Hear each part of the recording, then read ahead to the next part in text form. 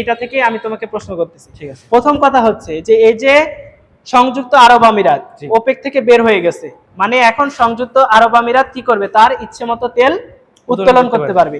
এখন এই সংযুক্ত আরব আমিরাত যে ওপেক থেকে বের হয়ে গেল, এটা কি আমেরিকার কূটনৈতিক বিজয় কিনা?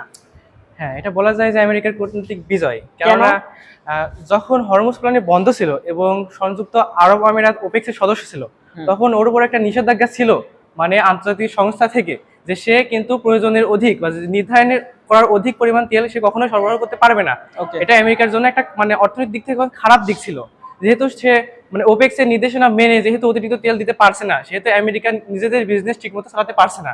এখন এই কূটনৈতিক লড়াই থেকে আমেরিকা মানে সংযুক্ত আরব আমিরাতকে বিভিন্নভাবে চাপ দিয়ে হোক বা তাদের কূটনৈতিক নির্দেশনা দিয়ে হোক, মানে যেভাবে হোক তাদের স্বার্থ হাসিলের জন্য মূলত ওপেক থেকে যে বের হয়ে যাওয়া, এটার সাথে সংযুক্ত। এর ফলে সংযুক্ত আরব আমিরাত মানে ওপেক্সের সমস্ত নির্দেশনা মানে বহির্ভূতভাবে আমেরিকাকে যথাযথভাবে তেল সরবরাহ করতে পারবে। এর ফলে কি হবে, আমেরিকার যে তেলের ঘাটতি ছিল, যার ফলে আমেরিকার বিভিন্ন মানে তেল জনিত যত রকম সমস্যা ছিল তার কিছুটা সমাধান হবে।